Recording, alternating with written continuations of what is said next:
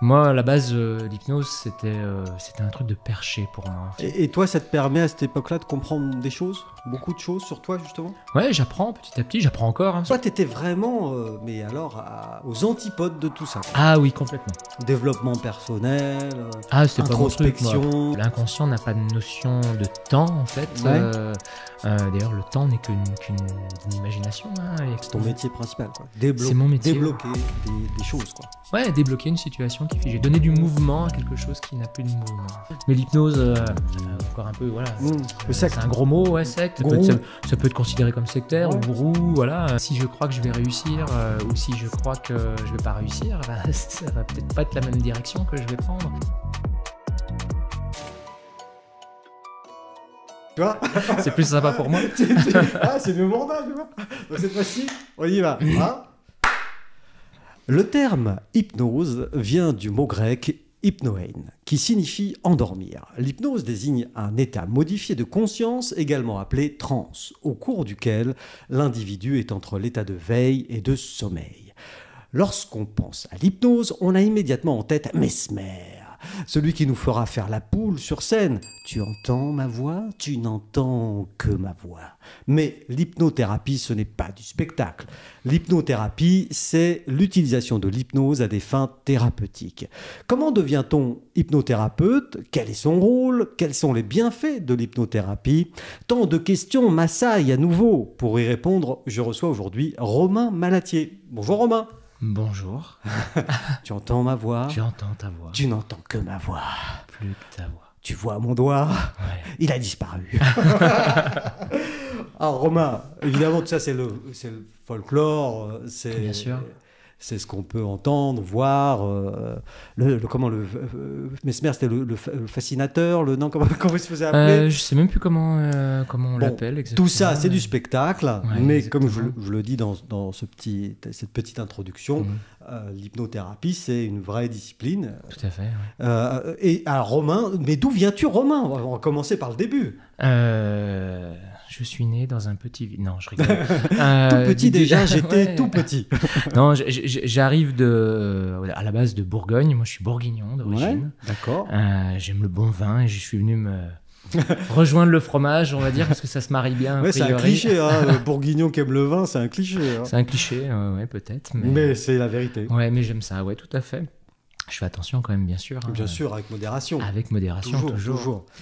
Oui, voilà, j'arrive de Bourgogne au départ. J'ai fait une petite aparté sur Belfort, l'héliport de Plaisance. Ouais. Ouais, joli port de Plaisance. Non, j'étais jeune à l'époque. Enfin, j'étais jeune, je suis toujours jeune, mais on va le dire comme ça. D'accord. Mais j'avais 25 ans, en pleine fleur de l'âge, envie de faire la fête et autres. Et du coup, je me suis retrouvé dans un petit Belfort, on va dire, où c'est très familier, très famille. Et voilà. Puis du coup, je suis arrivé dans la région en 2006. Ah oui, donc ça fait déjà un petit moment. Une paire d'années, comme on dit. Ouais, exactement. Et puis,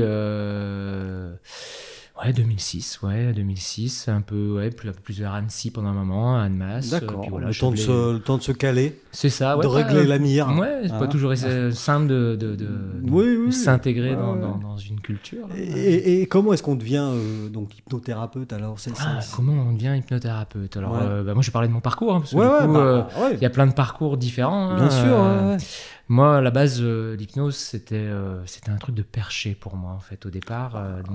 Pour beaucoup. C'est le truc du spectacle, justement. Je savais même pas qu'on pouvait en faire de l'hypnothérapie, en fait. Et j'étais pas du tout dans ce milieu-là. Et dans quel milieu tu étais, toi? Alors moi, j'étais dans le milieu de la grande distribution. Moi, j'étais plutôt dans la vente. Intermarché? Non, d'autres enseignes, d'enseignes bricolage. Ah ouais, d'accord. Le groupe Mullier, on va dire. Ouais. J'ai fait deux grandes enseignes. Bricolage? Bricolage, ouais. J'ai commencé par le bricolage. Je tombais un peu comme par ici, par hasard, on va dire. J'avais pas trop envie d'aller dans la grande distribution, j'avoue, au départ. Bah non. C'est vrai que c'est pas des métiers sexy a priori, quoi. Bah, il fallait bosser, quoi, c'est ça, surtout. Ok, d'accord. Fallait bosser, fallait gagner de l'argent. Ouais. J'avais ma mère qui me disait, pense à ta retraite, bosse et tout. C'est vrai, la retraite. Et du coup, il fallait trouver du boulot sans avoir de vocation particulière, on va dire, à l'époque. Ouais. Et du coup, j'ai fait, grande distribution, j'ai fait 20 ans de ma carrière. Ah, tout de même? Ouais, quand même. Ah oui.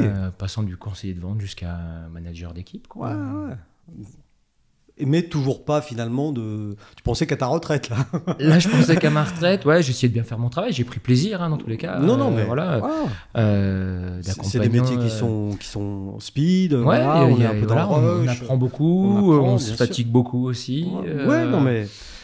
Et comment tu crois, juste alors, l'hypnose? Eh ben, en quittant justement la grande distribution, parce qu'à un moment donné, je me suis recentré un peu sur moi, justement, et je me suis rendu compte que il y avait des valeurs qui n'étaient pas écoutées, des envies qui n'étaient pas écoutées. Je ne me sentais pas aligné dans ce que je faisais, même si j'ai pris, comme je disais, du plaisir à un moment donné. Ouais. Et puis, voilà, un désaccord d'entreprise à un moment donné avec l'entreprise. Et puis, du coup, on a trouvé un terrain d'entente. Puis 20 ans de carrière, c'est déjà une carrière. Mais j'en suis très content de ma carrière, en tout cas du parcours que j'ai vécu. Donc, et du coup, tu quittes le truc? Je quitte le truc, exactement. Mais tu n'as rien d'autre? Et là, à ce moment-là, non, j'ai rien d'autre. Non, là, je suis dans le grand vide, là. Et la retraite, putain. Ouais, c'est ça. Mais du coup, toutes ces trucs qui se martèlent un peu dans la tête, il faut travailler. Je refais mon CV tous les jours, mais je sais même pas pourquoi, en fait, parce que je sais ce que je veux plus, mais je sais pas encore ce que je veux. Mais tu sais pas encore ce que tu veux. Exactement. Et c'est là que... au milieu de toutes mes émotions, en fait, je me dis, allez, je me fais accompagner parce que du coup, je suis un peu paumé là, au milieu de tout ça, mon avenir, je sais pas ce que je vais en faire. Ouais. Et c'est là que je me fais accompagner par le coaching, parce qu'on parle d'hypnose, mais voilà, j'accompagne aussi par d'autres outils que l'hypnose aujourd'hui. Ouais. Mais je me fais accompagner par le coaching, je me fais accompagner par l'hypnose aussi. Je découvre ce monde de perché, comme je disais au départ. Et je suis surpris en fait de ce qu'on peut en faire, de l'hypnothérapie. En fait, c'était même d'ailleurs un copain qui vient me prendre en photo pour mon CV à l'époque, qui était hypnothérapeute en parallèle. Détends-toi, tu vas être beau, détends-toi. Et ouais, mais... Toi, tu étais vraiment, mais alors, aux antipodes de tout ça, quoi. Ah oui, complètement. Développement personnel, c'était introspection. Pas mon truc, moi, je me dis, voilà, les trucs, voilà, et voir M6, c'est presque, quand on a des gros problèmes. C'est sale, voilà, je me dis ça à l'époque. Ouais. Ah oui. Pas assez sale, non. C'est peut-être pas le mot, mais, mais par contre, je me dis que c'est pour les autres, quoi. D'accord. Mais quand je me donc pas du tout à l'écoute de qui tu es, quoi. Enfin, en gros. Exactement. Je sais pas qui je suis en fait à ce moment-là. En fait, voilà, je me suis lancé dans le métier de la distribution parce qu'il fallait bosser, voilà. Mais parce que ça marchait. Et puis ça marche, j'évolue petit à petit, voilà. On me reconnaît. Et vers quel âge t'as cette prise de conscience alors? J'ai quel âge à ce moment-là? 35 ans? Non, 40. 40. 40, un peu 39-40. Ouais, middle age crisis. Ouais, c'est ça. Ouais, j'ai fait ma crise de la quarantaine, c'est ça peut-être. En tout cas, c'est à ce moment-là. Et donc je me fais accompagner, puis je découvre. Et donc ton copain là, qui vient de photographier te dit quoi alors? Il me dit je fais de l'hypnose en fait. Ah d'accord, c'est quoi ce truc-là? Et puis t'étais content depuis longtemps avec lui? Pas trop. Non, du coup je l'ai rencontré parce que c'était un contact de ma femme dans son métier. D'accord. Ma femme travaille dans l'événementiel, puis du coup lui il faisait des photos pour l'événementiel. D'accord. Et il est hypnothérapeute en parallèle, il fait les deux activités. Ok, donc il vient de photographier vraiment dans ce cadre-là. Il mange à la maison et du coup on parle d'hypnose et c'est là que je découvre l'hypnose. Voilà, en grande curiosité. C'est quoi ce truc-là? Hypnotisé.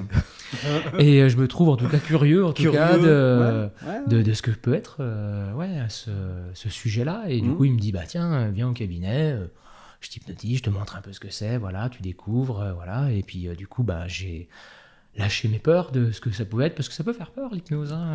Oui. Il y a des appréhensions. Je disais tout à l'heure en démarrant et sur le ton de la plaisanterie que Mesmer peut nous faire la poule sur une scène, mais c'est une crainte des gens de se dire je me fais hypnotiser et puis d'un coup il y aura un mot clé et puis je donne mon code de carte bleue, pas que sais-je quoi.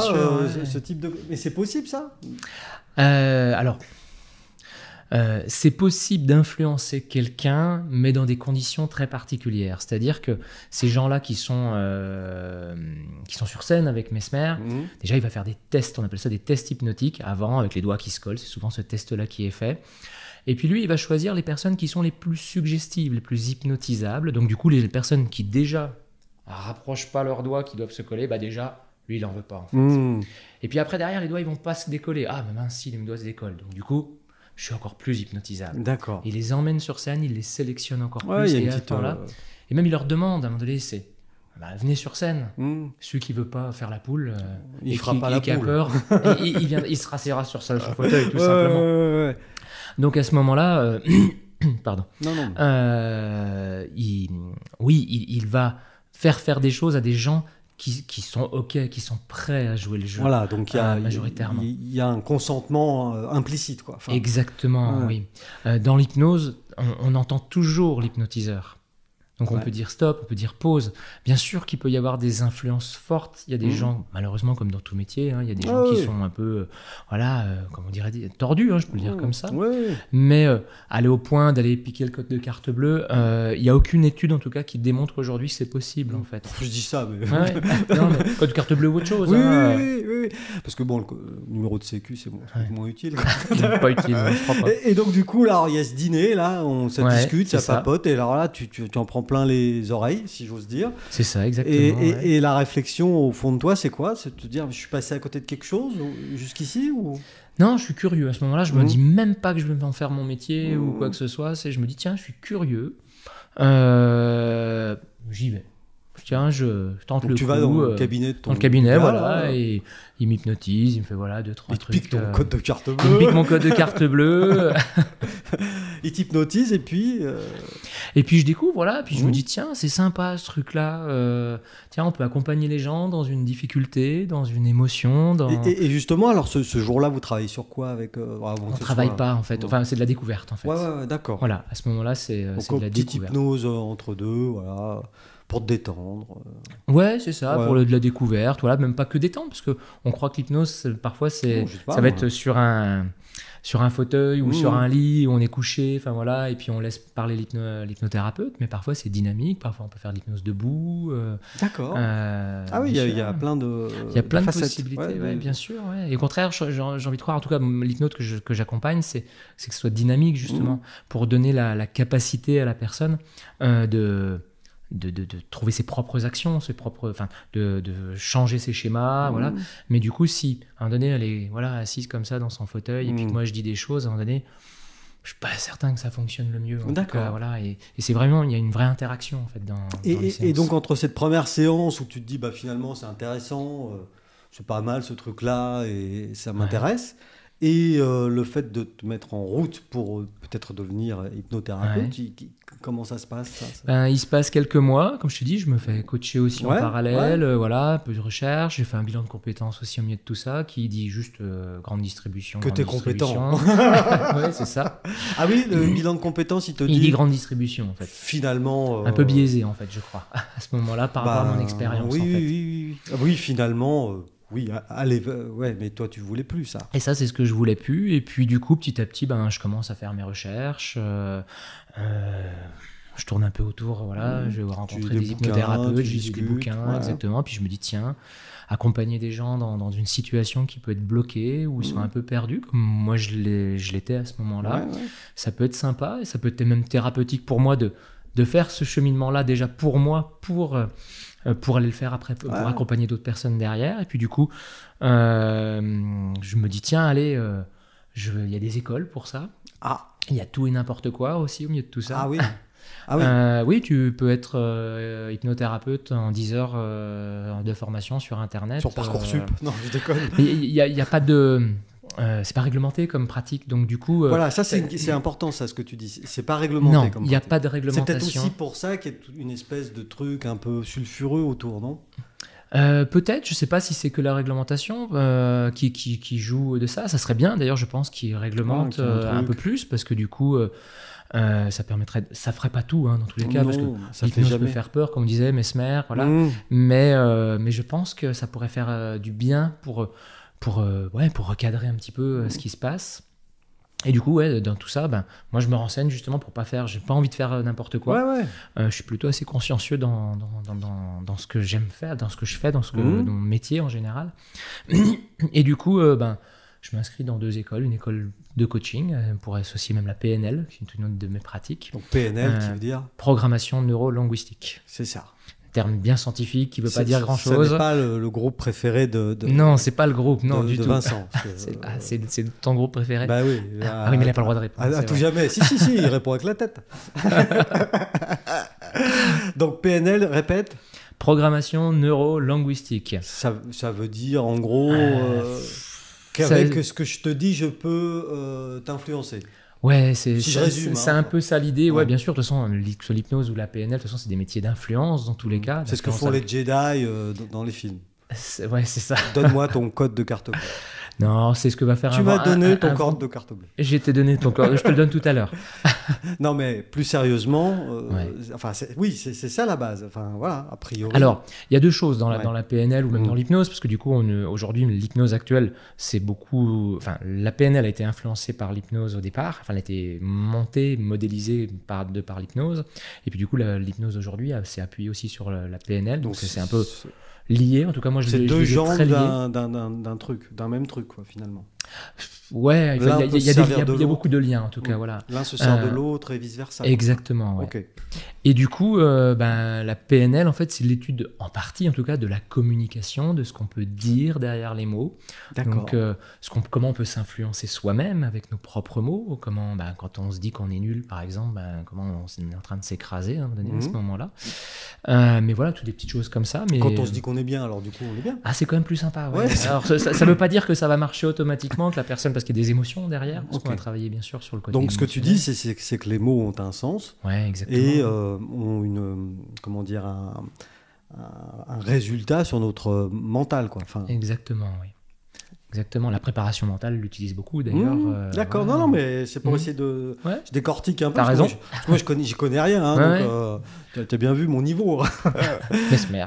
Et en même temps, Mesmer, tu sais, dans l'histoire de Mesmer,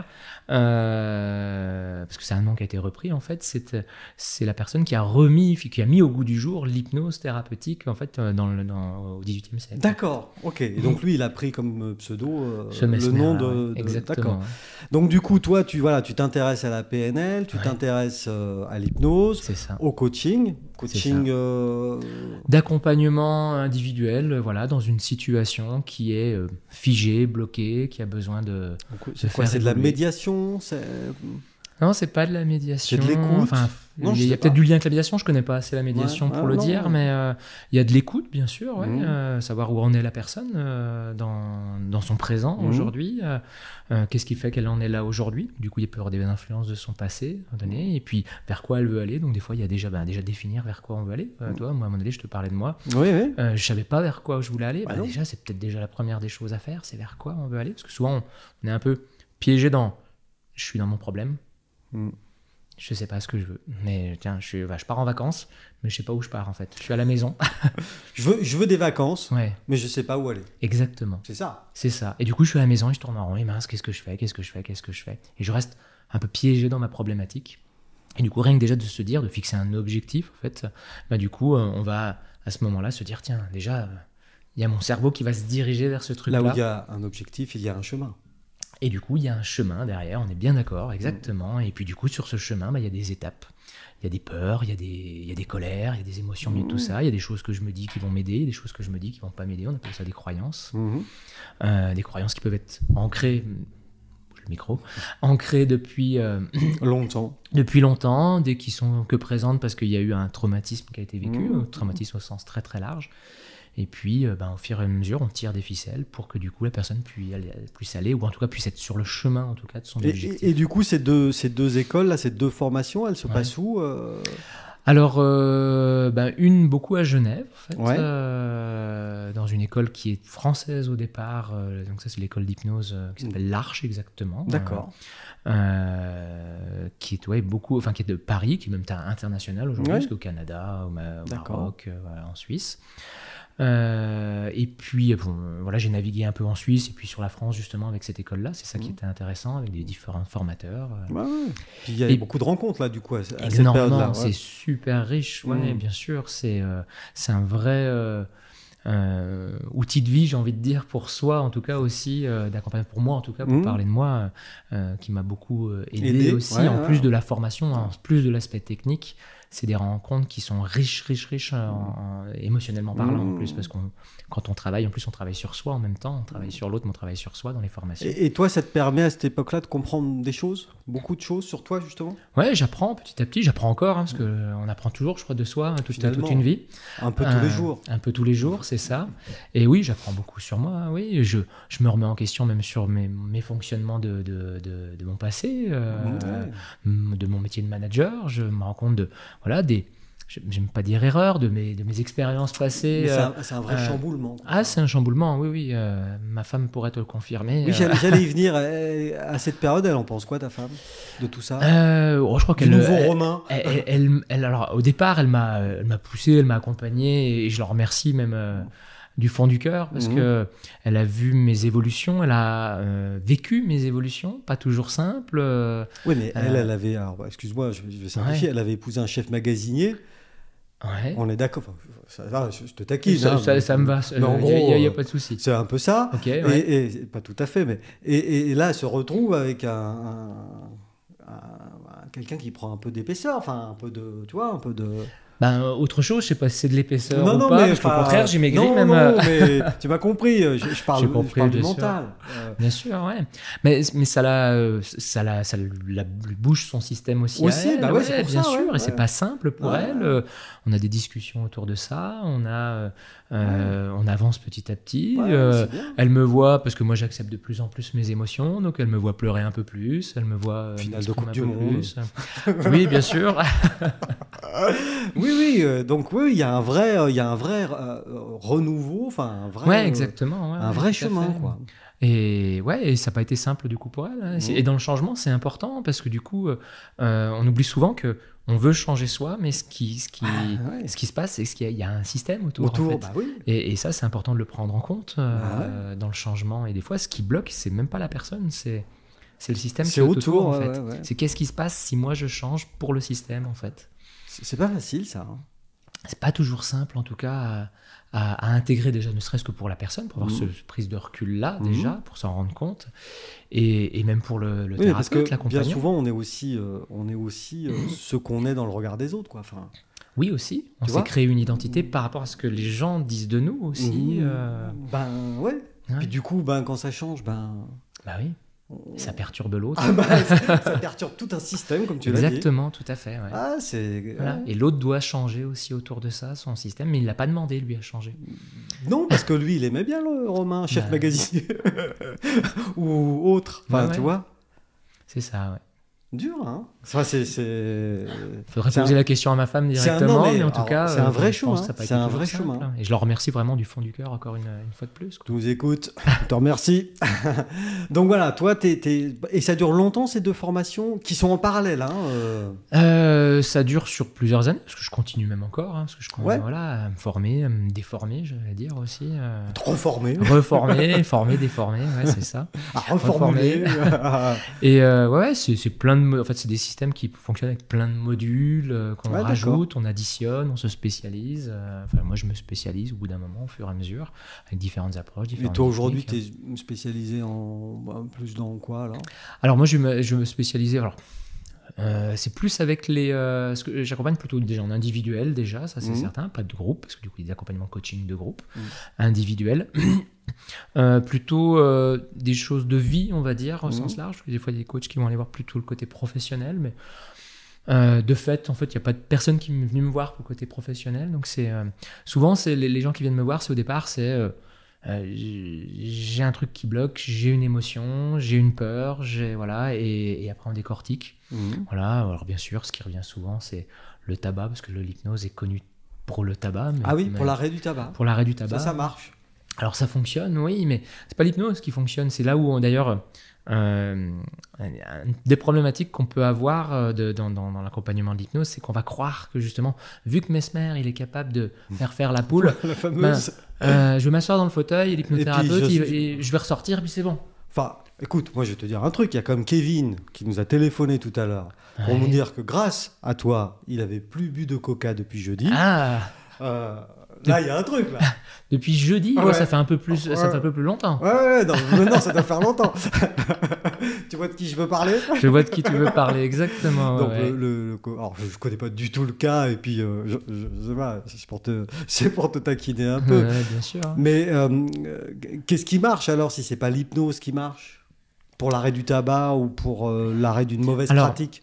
C'est pas l'hypnose en soi qui marche en fait. C'est pas toi qui me dis qu'il faut que j'arrête de fumer en gros. Non, alors ça peut potentiellement marcher parce que tu viens dans cette intention de, mais par contre ça peut très bien aussi ne pas marcher parce que du coup, si tu peux te mettre à bouffer derrière parce que la cigarette servait à quelque chose dans certaines conditions.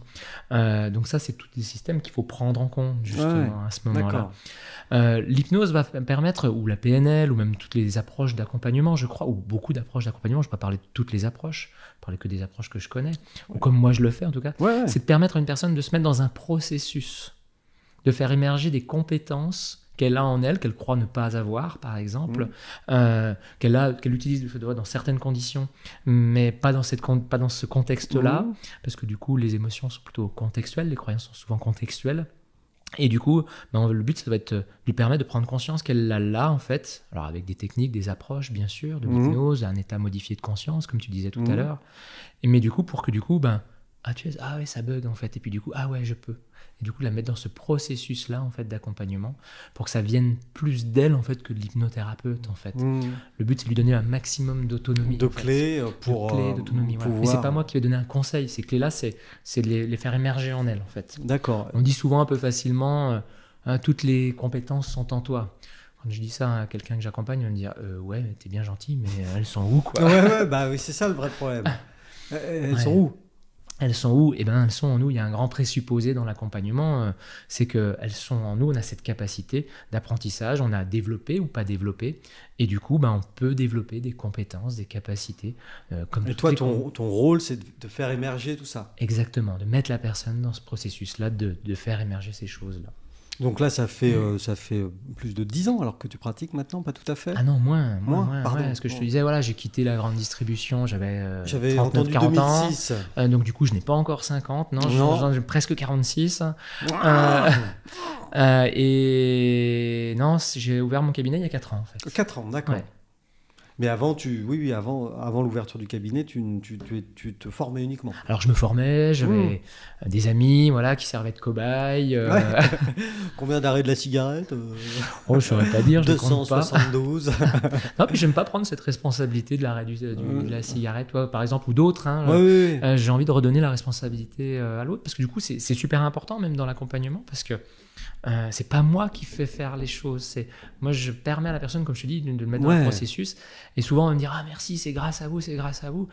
Mais non, c'est pas grâce à moi en fait. C'est juste faire ouvrir les yeux sur quelque chose en fait. À un moment donné, un déclencheur. Un truc qui est venu mettre un grain de sable quelque part pour bouger le truc en fait. Et donc du coup, alors on a parlé de l'arrêt du tabac parce que c'est un des trucs les plus connus. Mais sinon, tu aides les gens comment ou dans quelle thématique sinon? Alors c'est très vaste. Ça peut aller du sommeil tout simplement. Tiens, ça fait des années, j'ai du mal à dormir, j'ai du mal à me réendormir.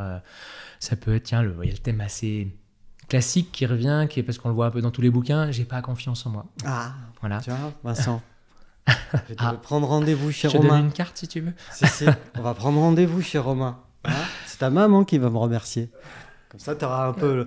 C'est quoi l'histoire de la confiance en soi alors? La confiance en soi, faut le demander à chaque personne, parce qu'en fait, chaque personne va y mettre du sens dans sa confiance en soi.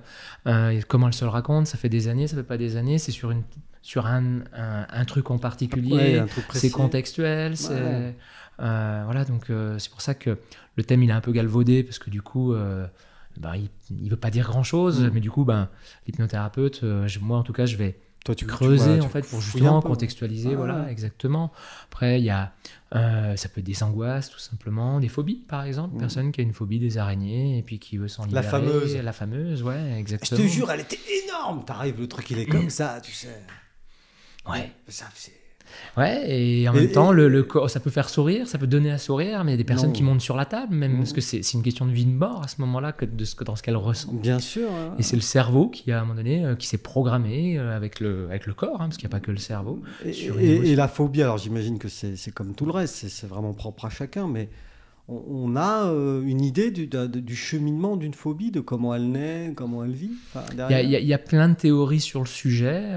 Il y a une théorie qui dit qu'à un moment donné, ça serait l'inconscient qui chercherait à exprimer en fait quelque chose d'autre par un moyen, en fait, et du coup, il a trouvé ce moyen-là d'exprimer un truc qu'il a besoin de faire émerger du corps, en fait, faire ressortir du corps. D'accord.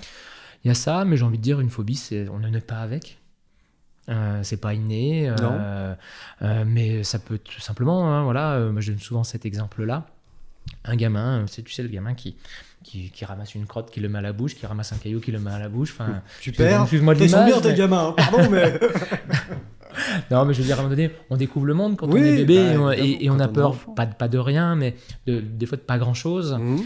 Et du coup, il va prendre une araignée à un moment donné, et puis il y a maman qui arrive derrière, et puis qui elle était phobique ou également. Ou même pas, qui du coup va avoir très peur pour son enfant, juste parce qu'elle croit qu'il va le mettre à la bouche, puis elle va crier un grand coup. Et puis l'enfant, c'est une éponge émotionnelle à ce moment-là, et puis à un moment donné, par résonance, il va à un moment donné se crisper de peur, parce que du coup, c'est sa maman qui lui montre ce qu'il doit faire, ou il apprend la vie grâce à ses parents. Et du coup, à un moment donné, on a ce qu'on appelle un effet tunnel, à un moment donné, de la peur. À un moment donné, il a peur à ce moment-là, et qui va se focaliser sur l'objet de la peur. Ouais. Et du coup, il va avoir une empreinte au niveau du cerveau, d'une image de quelque chose de dangereux, en fait. Et ça peut être un apprentissage. Ça peut être un des exemples d'une phobie, comment elle peut naître. Voilà. Ouais. Il y a une autre théorie, par exemple, au niveau de la phobie, qui dit que des personnes qui sont un peu trop anxieuses, parce que l'anxiété est naturelle déjà chez l'être humain, pour les gens qui se disent je suis anxieux, c'est pas bien, voilà. Heureusement qu'on est anxieux d'ailleurs. Hein. À une époque, il y avait des dinosaures. Si on n'était pas anxieux, on se faisait bouffer par le dinosaure. Ouais, mais toujours. Tu as un bon Chablais, des dinosaures, il y en a plein. Oui, il y a ce fond de peur ancestrale en nous. Quoi. Enfin, voilà, et c'est utile, c'est fait pour nous protéger de quelque chose. Il y a des enregistrements qui sont un peu démesurés. Oui, en Australie, c'est utile d'avoir très peur des araignées. Hein, des trucs comme ça qui peuvent nous faire mourir, clairement. Maintenant, des petits trucs comme ça, c'est sûr que monter sur la table, c'est un peu démesuré. Ça peut donner un sourire, comme je le disais. Et du coup, l'autre théorie, alors ? Et donc, du coup, c'est l'anxiété qui dirait que plutôt que de mettre un peu trop d'anxiété, il y aurait le corps qui aurait tendance à ramener ça sur un sujet pour apaiser le reste du corps tout le restant de la journée, j'ai envie de dire, voilà, ou le restant du... Et comme on ne croise pas des araignées, tous les coins, il y a les araignées, mais il y a les souris, il y a bien sûr, de la route, le vertige. Le vertige, ouais, alors il y a plusieurs choses, le vertige, ouais, bien sûr. Comme, tu vois. Alors en fait, il y a le vertige, il y a le problème d'oreille interne, clairement. Hein. Donc, du coup, ça, c'est physiologique. Et là, l'hypnothérapeute va rien pouvoir faire. Et après, il y a la phobie, parce que peut-être qu'il y a la peur du vide. Et c'est heureusement qu'on l'a, d'ailleurs. Elle nous protège. Hein. C'est important. Mais du coup, voilà, j'adore la randonnée. Je voudrais aller en montagne. Mais du coup, pour X raisons, j'ai imaginé, mon imaginaire me fait penser à ce truc-là où je pourrais partir. Et du coup, mon imaginaire prend le dessus. Donc les gens qui ont beaucoup d'imagination, ils peuvent avoir beaucoup de phobies. Ils peuvent en avoir en tout cas, mais notre imaginaire nous joue des tours, de toute façon. Parce que, et du coup, sur ce type par exemple de vertige avec imaginaire, ils n'ont pas problème médical du coup. Toi, en tant que hypnothérapeute, tu arrives à faire quelque chose ? Alors oui, bien sûr, la phobie, en fait, c'est d'accompagner une personne dans l'hypnose, dans l'état d'hypnose, dans l'état de conscience modifié, qui est plutôt sympa et agréable en général. Et puis du coup, dans cet état-là, on peut prendre plus de recul sur soi. En fait, on est dans un monde un peu... c'est peu de rêverie d'une certaine manière, on pourrait le dire comme ça. On est vraiment conscient de ce qui se passe autour, on est... C'est quoi cet état de conscience modifié ? Ce que disent les gens, parce que j'avais l'impression d'être là et de ne pas être là. Ok. C'est souvent un peu ce qui se dit. C'est comme ça. C'est tout le temps, d'accord. Ok, t'es peut-être tout le temps dans un état d'hypnose alors. Pardon. Bonjour monsieur. Bonjour. Ah oui, d'accord. Je suis là, mais je suis pas là. C'est un peu ce qui se dit, ouais. Mais je suis encore libre de mes mouvements. Je peux encore faire ce que je veux. Alors souvent, en fait, alors oui, je pourrais bouger si j'ai envie de bouger, mais souvent il y a ce qu'on appelle des catalepsies, des catalepsies musculaires en fait, où mon corps, en fait, par exemple, moi je vais suggérer par exemple que le bras va se lever à un moment donné parce que ça va être utile, et du coup à un moment donné la personne elle se rend compte que son bras se lève tout seul. Pardon. Et je n'agis pas là-dessus. Et je n'agis pas là-dessus. En fait, ça fait plutôt il y a mon bras qui se lève, quoi. Je veux dire, ça fait un peu ça. Et du coup, la personne est consciente en fait de ça. Alors, c'est utile dans l'accompagnement, ça. C'est pas juste pour faire C'est pas pour faire la poule, voilà, on est bien d'accord. Bien compris. Et du coup, il y a souvent une perte de notion du temps. À ce moment-là, dans cette période-là, souvent les personnes qui sortent d'état d'hypnose se disent ça a duré combien de temps, ou j'ai l'impression que ça a duré, je sais pas en fait, ouais. Et je dis voilà, 5, 10, 20 minutes. Ah bon, d'accord. Ah bon. Ouais. C'est comme le podcast, hein, ça, je te rassure. Hein. Comme le podcast. Ouais, je sais même pas, tiens, d'ailleurs. Tu m'as mis sous l'hypnose, en fait, je me rends même pas compte. Non, mais ne regarde pas l'heure. D'accord, ouais, donc c'est vraiment de la conscience, mais modifiée, quoi. On est conscient. C'est ça, ouais. Il y a ce terme-là, conscience modifiée, conscience amplifiée. Certains aiment utiliser ce terme-là. Et... Pourquoi amplifiée? Parce que... Il faudrait demander à ces approches en fait qui sont, on appelle ça l'hypnose humaniste, qui parle de conscience amplifiée. Alors, j'ai pas mis le nez dedans assez pour savoir pourquoi ils appellent ça amplifié. J'aurais tendance à dire parce que du coup, on a accès finalement à d'autres capacités, on arrive à prendre du recul finalement sur ce qu'on se dit de manière très consciente. Je me dis que tiens, je suis nul, mais j'arrive pas à me dire que je ne suis pas nul.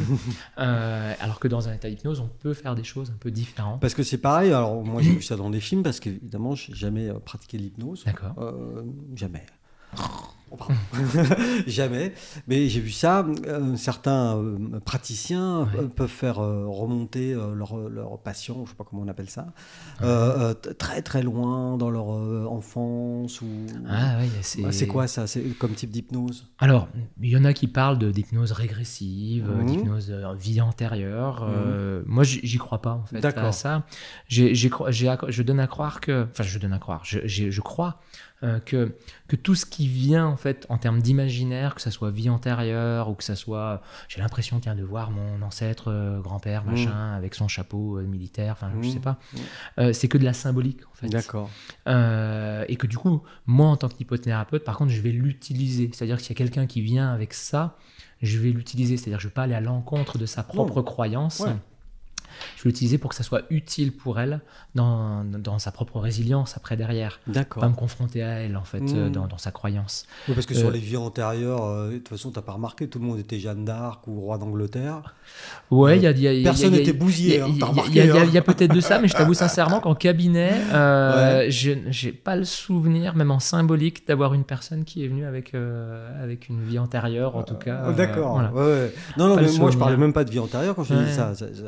Juste de sa propre enfance, voilà, de choses un peu de traumatisme caché, ou de choses. Ouais, alors on parle de régression, on dit que finalement l'inconscient n'a pas de notion de temps en fait. D'ailleurs, le temps n'est qu'une imagination, il n'y a que le déroulé du temps qui existe. Tout ce que je viens de te dire, c'est déjà du passé. Absolument. Et que, attention, voilà l'avenir. Voilà l'avenir. Il est passé.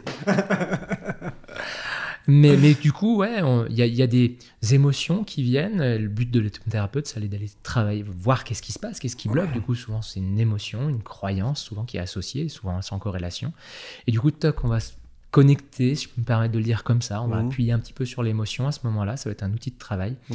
Et du coup, bizarrement, la personne, cette émotion-là, ça la ramène à un souvenir du passé particulier. Par association. Et elle ne fait pas de régression à elle vient pas dans sa vie du passé, mais il y a ce souvenir-là qui vient, qui donne l'impression presque à la personne que ça soit presque réel. Et du coup, on va travailler sur cette situation-là, la recadrer, la changer, la bouger, pas changer le passé, on peut pas changer le passé, mais la perception que la personne peut avoir sur cette situation-là, qui était figée, bloquée, et qui tournait en boucle, peut-être depuis des années. Et qui bloquait finalement le patient, quoi. Enfin, voilà, qui est bloqué dans son... Et du coup, ça doit être intense, parfois. Alors oui, parce avec que les gens. Parfois oui, parce qu'il y a des émotions très très fortes parfois qui sont là, qui sont présentes. Il y a des personnes qui ont vécu des traumatismes, plus ou moins forts, mais en tout cas voilà, tout est traumatisme quand la personne s'est figée et bloquée à un moment donné. J'ai envie de dire, il n'y a pas que malheureusement que le Bataclan ou autres qui sont des forts traumatismes en tous les cas. Chacun a vécu. Et on a tous vécu des traumatismes. Un enfant qui perd son doudou, il vit un traumatisme. Les parents le savent bien, ils ont un autre doudou dans la poche pour. Mais si, c'est le même, je te jure. Non, il pue pas autant. T'inquiète, ça va arriver, t'inquiète. Oui. Voilà. Alors, évidemment, tout n'est pas traumatisme nucléaire, si j'ose dire. Bien sûr, mais il y a des choses qui ont marqué parfois une enfance. Et ça peut freiner le développement des gens, ça peut freiner leur... Ça peut parfois, bien sûr. En tout cas, les résultats le montrent aujourd'hui que parfois, toc, je suis bloqué dans ce truc-là. Tiens, je voudrais arrêter de fumer, j'y arrive pas. Je prends l'exemple de la cigarette dont on prenait tout à l'heure. Ok, d'accord, arrête. Bah non, j'y arrive pas. Arrête. Ok, qu'est-ce qui se passe? Il arrête. On imagine, tiens, et puis hop, il y a une émotion qui vient à ce moment-là, bizarre quand même pour une cigarette. Et puis du coup, tiens, on va aller se connecter, comme je disais à un moment donné tout à l'heure, à cette émotion. Toc, ça ramène à un moment. Voilà, j'ai commencé la cigarette pour telle raison. Je dis pas que la cigarette est systématiquement liée à quelque chose du passé, hein, c'est pas ce que je suis en train de dire, mais que par exemple, dans ce cas-là, toc. Ben, j'ai commencé parce que du coup, il y avait une résonance sur quelque chose, enfin, je sais pas, un blocage. Et toc, on va travailler là-dessus, sur cette histoire du passé. Et du coup, ça débloque. Bizarre, ce truc-là. Ouais, non, mais c'est bien. Donc, tu as de beaux succès dans ton approche. Alors, j'aime pas aussi dire que c'est mes succès, en tous les cas, parce que du coup... Voilà, ça fonctionne des fois ça fonctionne pas. Et comment moi je pourrais dire, tiens, une personne qui a arrêté de fumer juste après la séance, si c'est mon succès ou pas, si elle a repris 3 semaines après, ou si elle m'appelle, parce que j'ai eu le cas une fois d'une personne qui 6 mois après elle me dit, je viens d'arrêter seulement, ça n'avait pas marché la première fois, mais je viens d'arrêter, mais c'est grâce à vous, la dernière fois, la première séance, vous m'aviez dit cette phrase-là, et elle m'a marqué. Ouais. C'est grâce à moi, c'est pas grâce à moi, je sais pas en fait. C'est pas grave, tu étais là en tout cas. Moi, c'est le plus important, c'est de pouvoir de donner une petite graine, poser une petite graine pour que la personne puisse à un moment donné débloquer quelque chose. Est-ce que ça va marcher? Est-ce que ça va pas fonctionner? Je ne sais pas. Je sais pas en fait. Mais en tout cas, je vais donner en tout cas je vais mettre en place tous mes outils pour permettre à la personne de débloquer ce qu'il y a à bloquer, de dépasser son blocage, de contourner peut-être son blocage aussi. Voilà, Donc c'est ton... Alors tu m'arrêtes si je me trompe, mais c'est ton métier principal, quoi. C'est mon métier. Débloquer des choses, quoi. Ouais, débloquer une situation qui est figée. Donner du mouvement à quelque chose qui n'a plus de mouvement, en fait. Non, mais c'est... Donc, on a vu, hormis les phobies, l'arrêt du tabac, qui sont tes best-sellers, si j'ose dire. Alors, je sais que qu'on parle comme ça, mais dans quel autre domaine tu peux apporter ton aide aussi, ou l'hypnose peut apporter son aide? On parlait de traumatisme, mais voilà, des traumatismes de vie. Voilà, mon mari, est parti, était un peu jeune dans son départ. C'est difficile pour moi, ça fait 1 an et j'arrive pas à reprendre le dessus. Voilà, des situations comme celle-ci, par exemple. Des situations, on parlait de confiance en soi, on parlait de sommeil, on parlait de... Voilà, il y a des gens qui viennent avec des termes qu'on lit dans les bouquins aussi, et on va décortiquer après autour, voilà, la peur de l'abandon, la peur de l'échec. Oui, parce qu'il y a Internet aujourd'hui. Il y a Internet, ouais, et puis je trouve que... Donc du coup... Alors c'est chouette et c'est moins chouette, parce que du coup... On s'automédique, si j'ose dire. Alors c'est bien, parce que ça donne justement un peu de... On nous a pas donné de cours de cerveau ni d'émotion quand on était gamin, donc du coup ça permet d'essayer de comprendre un peu ce qui se passe dans notre tête. On ne nous a pas donné la notice. Non. On nous a dit fais ci, fais ça, pleure pas. Attention, une araignée. Voilà, attention, une araignée, voilà, des choses comme ça. Et puis du coup, au milieu de tout ça, les gens se renseignent, je trouve ça chouette, voilà.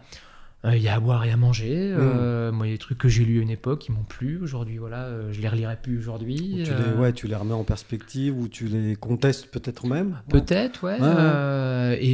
Enfin, contester, c'est je les remets un peu en question. Ouais, voilà. En tout cas, parce que du coup, ce serait dommage de les contester, étant donné qu'elles m'ont aidé à une certaine époque, et comme quoi on évolue tout le temps, et qu'on avance avec nos propres perceptions, nos propres croyances, nos propres niveaux d'apprentissage. Et le monde dans lequel nous vivons aujourd'hui, où on entend souvent les gens parler de quête de sens,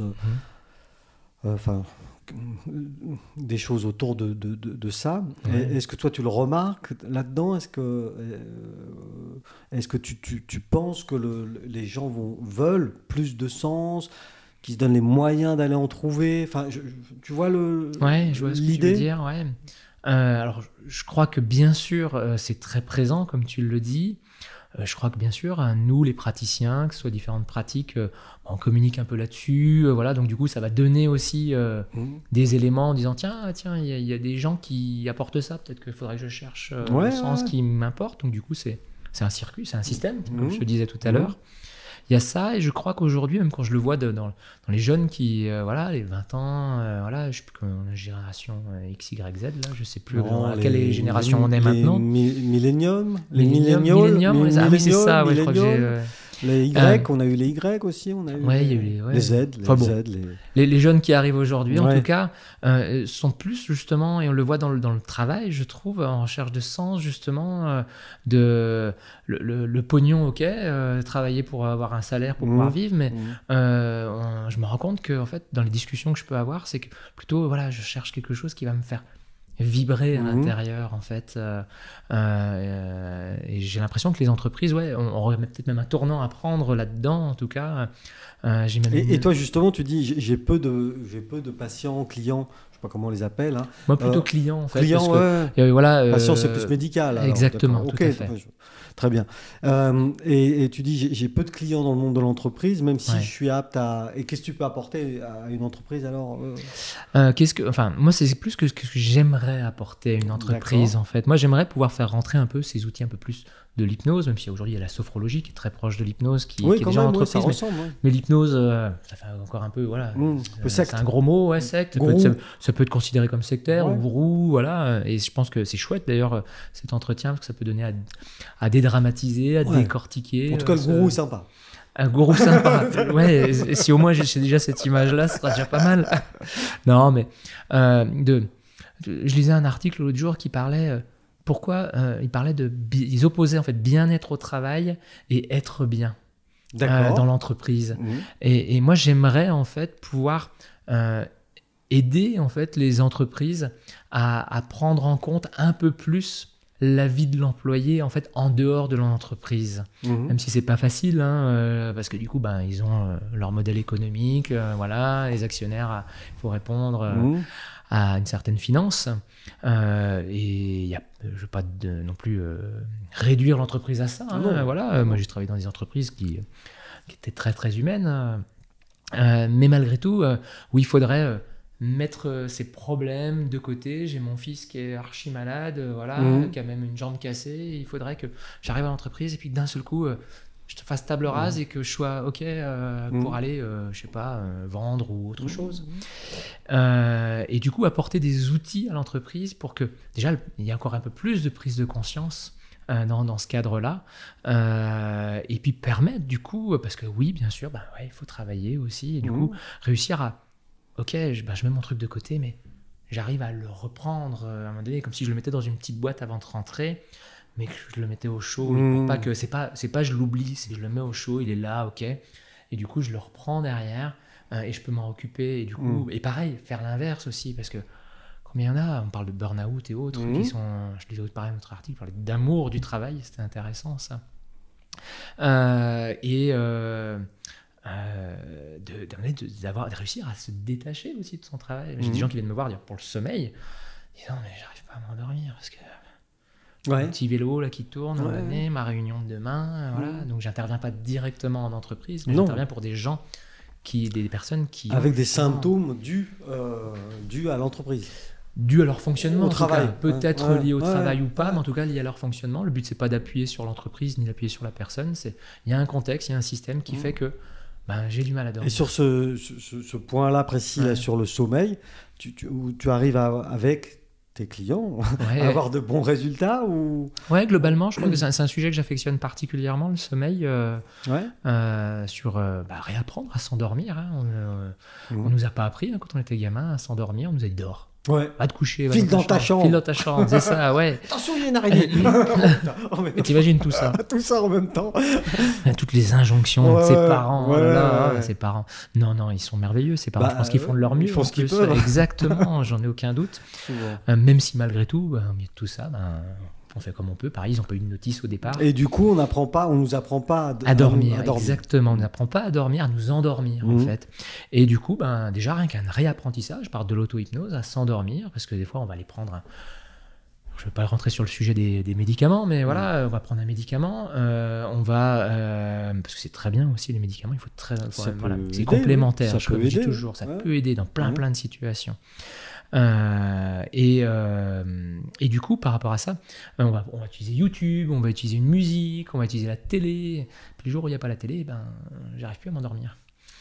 Et donc du coup, réapprendre cette capacité attentionnelle pour pouvoir avoir une capacité à s'endormir. Ça, c'est la première des choses. Puis après, derrière, il y a d'autres accompagnements pour l'approfondissement du sommeil. C'est des gens qui dorment bien, enfin, qui s'endorment bien, mais qui par contre ont l'impression d'être crevés le matin, en fait, toujours. Parce que on rêve, hein, et du coup, il se passe des choses dans nos rêves, et le sommeil est plus ou moins profond. Donc du coup, apprendre à mieux approfondir le sommeil. Et ça peut, tu peux avoir ce type d'accompagnement, par exemple. Ouais. Alors souvent, c'est qu'un symptôme de quelque chose qui se passe dans la vie, en fait. Aussi. C'est parce que justement, au travail, je donne cœur et âme, et puis du coup, je bosse de 7h le matin jusqu'à 23h le soir. Je prends un petit sandwich. Il y en a qui le font. Enfin, moi, j'ai fait des semaines de dingue, à une époque. Il y en a plein qui le font encore. Et du coup, ces personnes-là s'épuisent automatiquement. On n'est pas fait pour travailler autant, pour être autant concentré tout le temps. On est là on doit prendre des pauses. L'école l'a bien compris. Hein. Ils font des pauses toutes les 2 heures. Souvent, la récréation, exactement. Ouais. J'adorais ça. Non, mais du coup, souvent, c'est la première étape, pour aider la personne déjà se poser un peu, et puis peut-être même juste à s'autoriser à se reposer. Ouais, s'autoriser, des personnes qui sont tellement, comme j'ai dit tout à l'heure, amoureuses de leur travail. Il y a un enjeu tellement fort derrière le travail que du coup, je mange pas. J'accompagnais pas très longtemps une personne. Je disais, mais quand je rentre à la maison, mais je sais pas comment je fais, mais faut que je bouffe du sucre, comme ça. Puis en fait, on creuse un peu sur sa vie, en fait. Mais elle commence le boulot à 7h le matin. Elle prend pas de pause. Si elle prend une pause, c'est un café, mais elle va le prendre en train de travailler. Et après, à midi, c'est le sandwich. Et puis derrière, l'après-midi, c'est pareil, le café. Puis elle rentre le soir, il est 19h. Donc tu fais le calcul en termes de nombre d'heures. Ça fait déjà des bonnes journées. Hyper concentré sur un ordinateur qui prend vachement d'attention. Et notre cerveau, il n'est pas fait pour être autant concentré tout le temps. Et donc, du coup, à un moment donné, on l'a fait travailler, il a besoin de sucre. Donc, du coup, voilà, il rentre et il démonte tous les placards. C'est ça. C'est ça. C'est le risque derrière. Ouais. Eh ben écoute, en tout cas, tout ça est très intéressant, mon cher Romain. Qu'est-ce que tu projettes, toi? Donc, tu as un cabinet, on n'est pas là pour faire de publicité, mais tu as un cabinet. Tu es à Douvaine, c'est ça? À Végy, exactement. À Végy, pardon, Végy. Oh là là. À côté. Douvaine, non, c'est la baston quand même. Ah bon? J'ai jamais remarqué. J'ai jamais vu de sang. Si, moi, Vincent, il me le confirme. Les Douvainois et Douvainoises n'aiment pas beaucoup les comment on les appelle? D'accord. J'essaie de le faire parler, mais tu vois, il n'a pas dit. Il répond pas. Alors qu'il le sait. Il le sait. Comment on appelle les habitants de Végy? Les Véginois, les Véginoises? Tu me poses une colle, en fait. Oui, bon, c'est pas grave. Donc, du coup, tu as ton cabinet là-bas, tu reçois là-bas. Exactement. Tu te déplaces pas. Non, dans des situations vraiment. J'ai jamais eu le cas encore de personnes qui seraient en mobilité réduite, qui ne pourraient pas. Je ferai le déplacement dans ces situations-là. Mais sinon, je me déplace pas. Et donc, pour ton futur, alors, qu'est-ce qu'on peut te souhaiter? Qu'est-ce que tu projettes? De continuer dans cette envie, dans cette idée d'aller avec mon bâton de pèlerin, aller voir les entreprises pour justement pour développer un peu ça. Ouais, un peu ça en entreprise, une forme de prise de conscience autour de tout ça. Et finalement, alors là, je vais me faire des copains, mais c'est pas grave. Et ça n'a sur le fond rien à voir entre un psychologue et ce que tu fais toi. Mais il y a quand même un truc, moi, qui me semble intéressant, en tout cas qui vous rapproche, c'est le fait de parler. Ouais, alors... Parce que ton client, il te parle, enfin là, il y a de l'échange, bien sûr. Une espèce de parole, et puis il y va, quoi. Il explique des choses. Mais c'est pas la même chose, quand même. Alors, c'est pas le même type d'accompagnement. Il y a des choses, je pense que on pourrait faire du lien dans tous les cas, et même moi dans ma pratique, moi je me suis formé aux psychopathologies, je sais pas toute la base de la psychologie, mais une bonne partie en tous les cas, même les neurosciences aussi. Mais du coup, c'est une approche qui est différente en fait. La psychologie va plutôt globalement, pareil, je vais peut-être pas me faire des copains, je sais pas si je sais bien en parler. Je crois en tout cas qu'elle va plutôt les chercher dans ce passé. On a parlé du passé tout à l'heure. L'hypnose, la PNL, l'approche systémique aussi sont plutôt ce qu'on appelle des thérapies orientées solutions, donc plutôt orientées futur, dans au sens large, même si on va aller dans les régressions, comme on parlait tout à l'heure, des émotions du passé. Mais on ne va pas que s'appuyer que sur notre construction de vie qui s'est faite. On va aussi aller se construire vers l'objectif. D'accord. Donc il y a une vraie, il y a des façons de vraies différences. Il y a des différences. Après, il faudrait comparer. Je ne veux pas faire d'erreur. Il y a une autre chose où l'hypnose est de plus en plus utilisée, c'est aussi en médecine. Oui, tout à fait. Pour l'anesthésie. Entre guillemets, c'est une forme d'anesthésie. L'hypnose est l'ancêtre de l'anesthésiant. L'éther l'a remplacé à l'époque. Sincèrement, il faisait des opérations. Mesmer, dont je parlais tout à l'heure, pas de spectacle. L'original. L'original, c'est l'époque où justement il faisait des... Et ça revient, ça. Alors ça revient beaucoup, bien sûr, parce qu'il y a des personnes qui essayent de sortir un peu de ce côté, de revenir plutôt dans le côté un peu plus naturel, je veux dire comme ça. Faire attention dans les articles, dans ce qu'on voit, parce qu'on parlait d'opération à cœur ouvert sous hypnose.